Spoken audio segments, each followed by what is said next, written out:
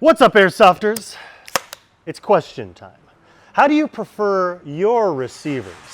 The traditional forged style? Or do you prefer the more modern, futuristic billet style?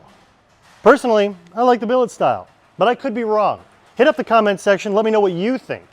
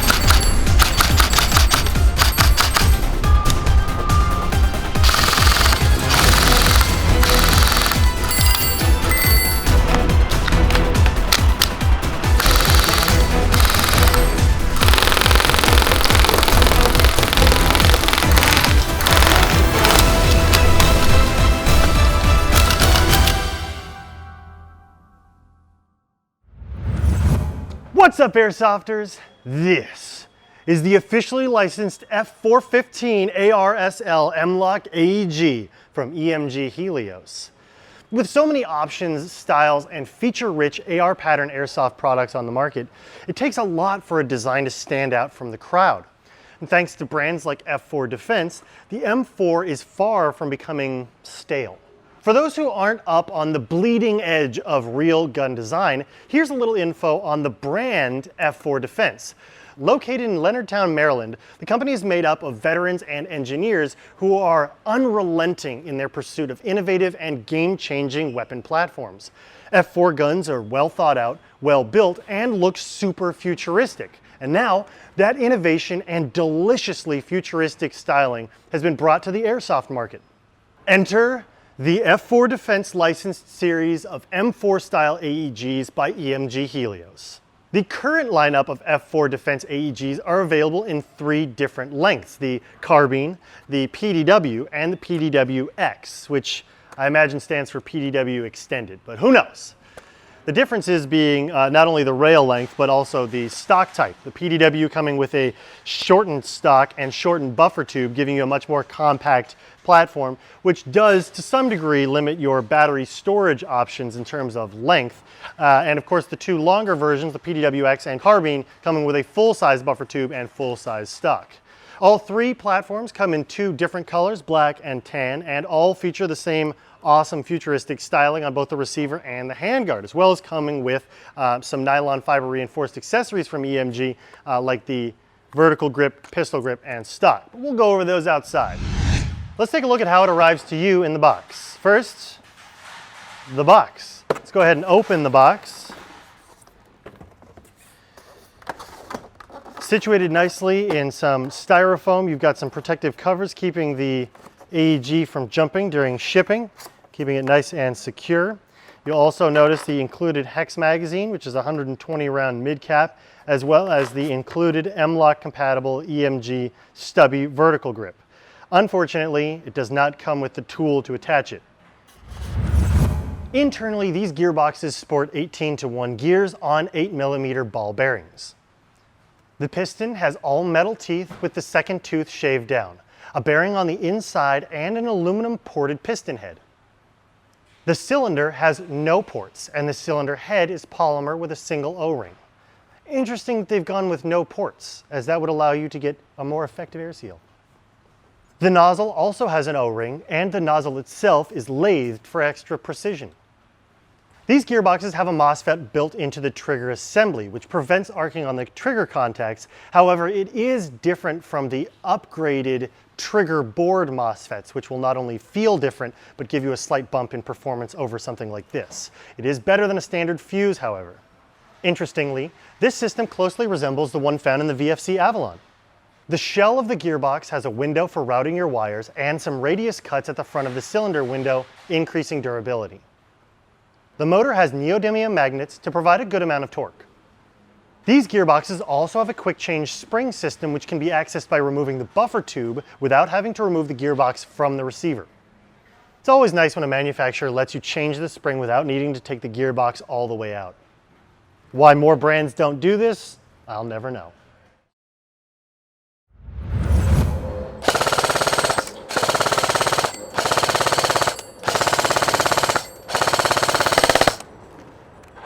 As you can see, we're outside with the F4 Defense. This is the PDW length model in a gorgeous tan.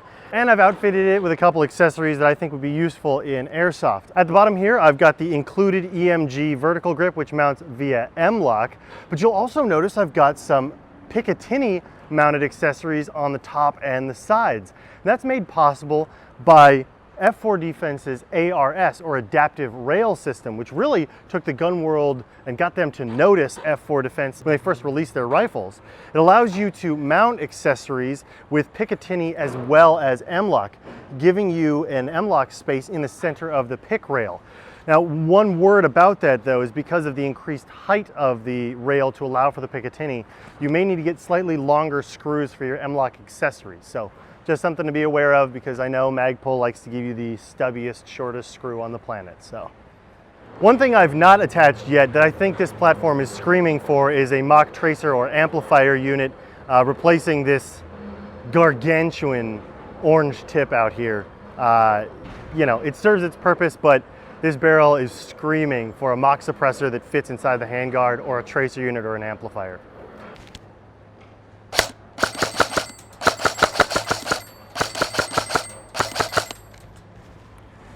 Talking about the externals, we've got some really impressive styling as well as solid build construction. The receiver, upper and lower, are the licensed design from F4 Defense, featuring that really awesome billet styling that they have become known for, and that's perfectly replicated here on their licensed upper and lower receiver. Up in front of that, we've also got their 9.5-inch ARS-L handguard, which we just talked about, having the ability to mount both different accessories. One thing I like about the top is the vents they've provided just under the top pick rail gives you plenty of room to toss your wires in. And obviously, because it's not a real firearm, you don't have to worry about the heat of the barrel melting your wires. But those wire routing channels are a great way to keep the wires out of your way. And something else I've attached is my sling, and that's made possible by the QD points on the stubby EMG included stock, as well as the sling mount point QD on the M-lock rail. Out back, you'll notice that in addition to the stubby stock, we've also got a stubby buffer tube, which gives the PDW its really compact size, but still gives you enough extension to shoulder it comfortably and use it in a game. Let's fire it a couple more times and see what we think about the ergonomics and a couple of the fire controls.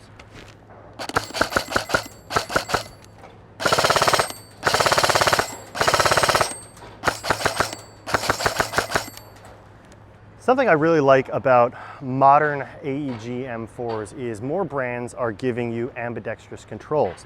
But the design of the EMG Helios F4 Defense AEGs goes one step further. Not only have they given you ambidextrous controls that are actually functioning, it's not just vestigial, but they've also gone with a 45-90 selector. Yeah, there are a couple other AEGs that do that, but to see that implemented in an M4 that works as well and looks as good as this one is a really nice feature. The 45-90 means that you don't have to sweep your thumb or finger all the way 180 to go into full auto. Semi, real quick, that snap into 45 and you're off and running. And then that switch to full auto means you're just going straight up and down, making all of your manipulations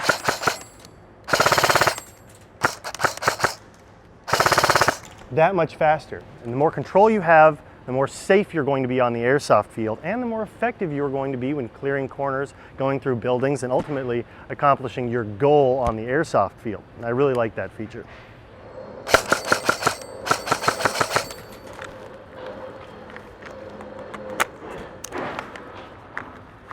Since I've just reloaded, let's talk a little bit more about ergonomics and kind of feel when you're using it. One thing I particularly like that you're seeing a lot more often, especially in billet style receivers, is the flared magwell. Flared magwell, of course, helps with reloads, helps you seat the magazine easier, and decreases the time it takes you to reload so you can get back in the fight. Other nice features, I know I talked about the vertical grip, but I think we need to talk even more about the fact that, you know, most AEGs don't come with a vertical grip, and the ones that do are rarely useful. They simply attach and they're a great hand stop, but they don't have any features beyond that. One thing I particularly like about the EMG vertical grip that they've included is it's stubby and out of the way. It can be mounted in either direction, since I've mounted it backwards just for you guys. And it gives you some battery storage, or Skittles, or small marshmallows, or marbles. Another nice feature is adjusting the hop up is made easy by the very cool looking charging handle. Pull that back, it locks your imitation bolt back, giving you access to their rotary style hop up. I know we're gonna get a lot of questions on this, but if you want hop to go up on these, roll the wheel up. If you want hop to go down, roll the wheel down. It's a little bit different from other models, and it's the same as other models. Just know, so you don't head to the manual trying to figure that out. I'm telling you now, up is up, is down is down. And then once you're done adjusting your hop up, simply hit the bolt release, and you're ready to go. The only thing they haven't included is an ambidextrous bolt release, or an ambidextrous mag release, but I'm going to touch on that later. And finally, in terms of comfort and ergonomics, we've got the high quality EMG pistol grip or motor grip. This is the third accessory attachment from EMG that's included with the F4 Defense rifle. This is very, very comfortable. I really like the pitch angle of it. It's not too steep where you feel like your wrist is rotated too far back.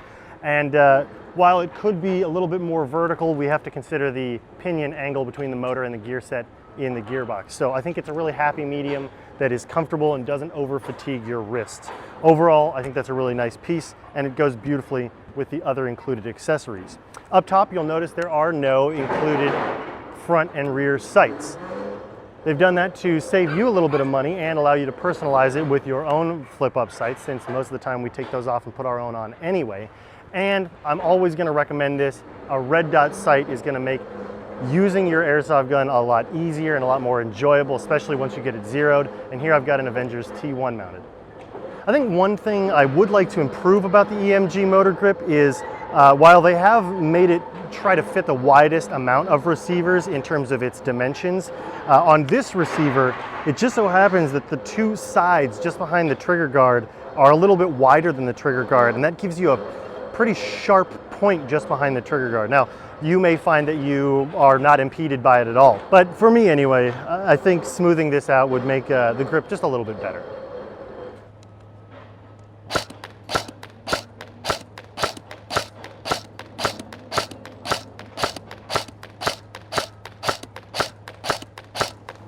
Out here at the 50-foot line, it's real easy to get on target, both because of the 6.01 inner barrel, which gives me tons of precision, even though we haven't cleaned the barrel, and because of the red dot sight that I've got attached and zeroed.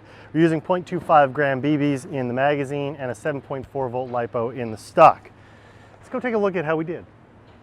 Checking out our 50-foot target, you can see that all of our shots -2 were in the A zone, giving us a nice tight grouping for the majority of our shots in the A zone. Really nice performance without doing anything to the gun except for setting the hop up. Now this was 50. Let's head out to 100 and see how it performs. We're out here at the 100-foot mark. Let's see how we do.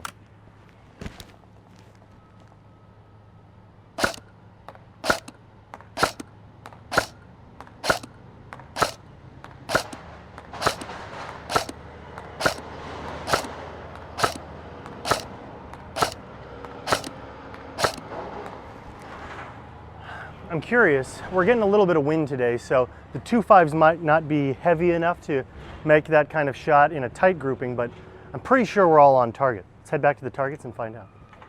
At the 100-foot mark, we started to notice a much wider spread of our shots. Now, that could absolutely be because I didn't clean the barrel, and we should start cleaning the barrels. But I want to show you guys the performance of how they are when they arrive to you, before you clean them or change anything out. With that said, a little bit of wind that we're having was making the 2.5s loft a little bit, but all of our shots are still on target, and a body size target at 50 and 100 feet is going to be your standard engagement distance for most airsoft fields, and this performs beautifully. Just a quick note, if you're looking for some high quality targets, check these out at Evike.com. These are EMG cardboard targets. They come in 2 different sizes and they last quite a while, so you don't have to ditch them when you've shot them 10 times. You can litter them with BBs and they still stay standing. Check them out.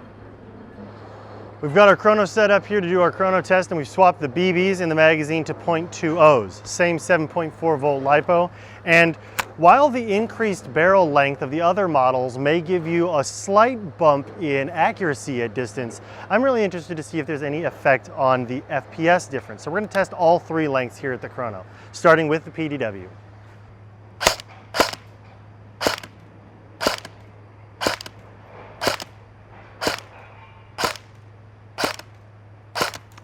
Looks like we're all about 320 to 325.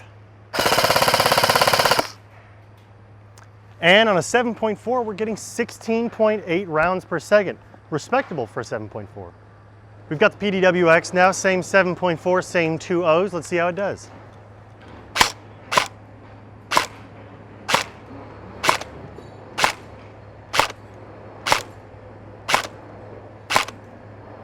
All right, seems to be alternating kind of between 318, 320, and 330. With a rate of fire of 13. Finally, we've got our F4 carbine. Let's see how it does. Same 7.4, same 2 O's.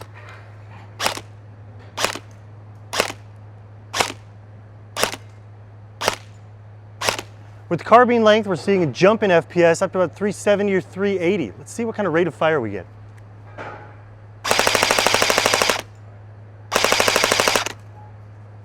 This one, similar to the mid-length, is getting about 12 to 13 rounds per second. For those curious, we threw an 11.1 in here to see what the difference in rate of fire would be between the 7.4 and the 11.1. Let's take a look.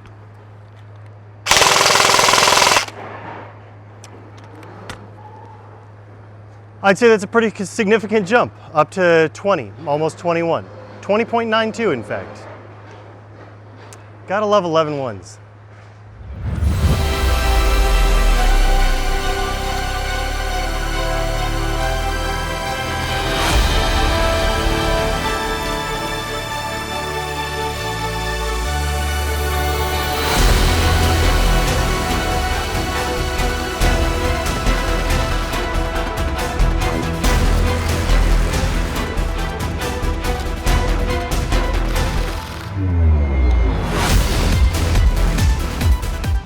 Another notable thing on the F4 Defense rifles is the flat face trigger.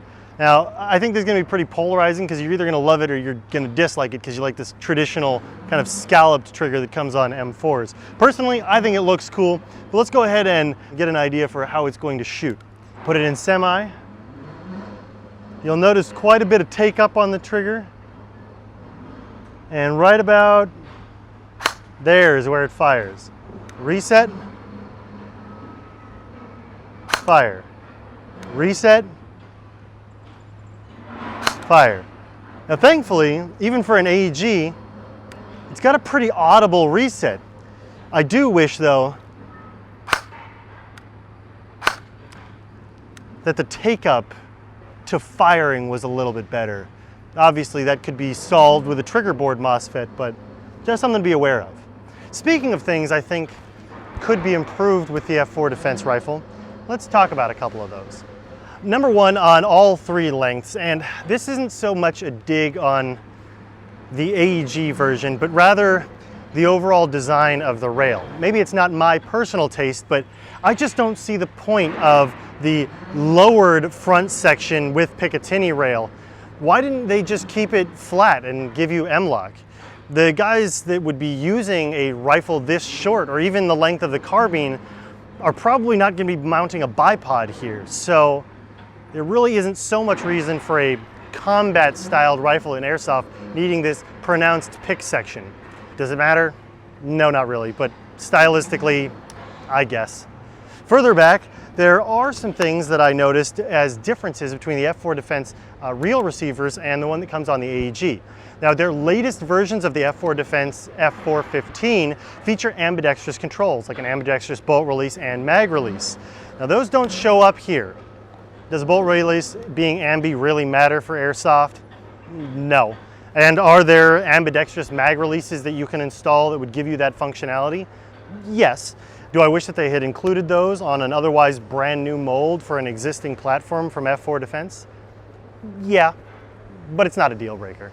And then finally, as I touched on before, I think I'll sand these off to make it a little bit more smooth around the trigger guard. That's it. I think everything else works really well. The fit and finish is nice. The lockup between the handguard and the receiver is nice. Overall, it's a sturdily built, nicely performing AEG that doesn't break the bank. Not to mention, it looks awesome. So, if you're in need or have the desire for a brand new AEG M4 and you want something not as traditional as other M4s on the market, something futuristic and awesome looking with billet styling and well thought out front handguards and the performance to match, as well as EMG included accessories that you might otherwise have purchased separately, then you want to check out the F4 Defense series of AEGs from EMG Helios. Looks and performance to match. Not to mention, they come in tan and black.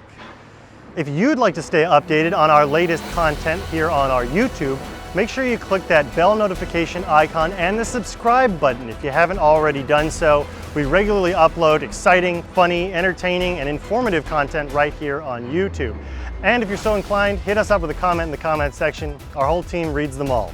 Follow us on Facebook and Instagram, where we regularly upload exciting photos and contests where we do giveaways of AEGs and other airsoft equipment right here from Evike.com. As always, play hard, play safe, play responsibly. Now, if you'll excuse me, we've got some more targets to shoot.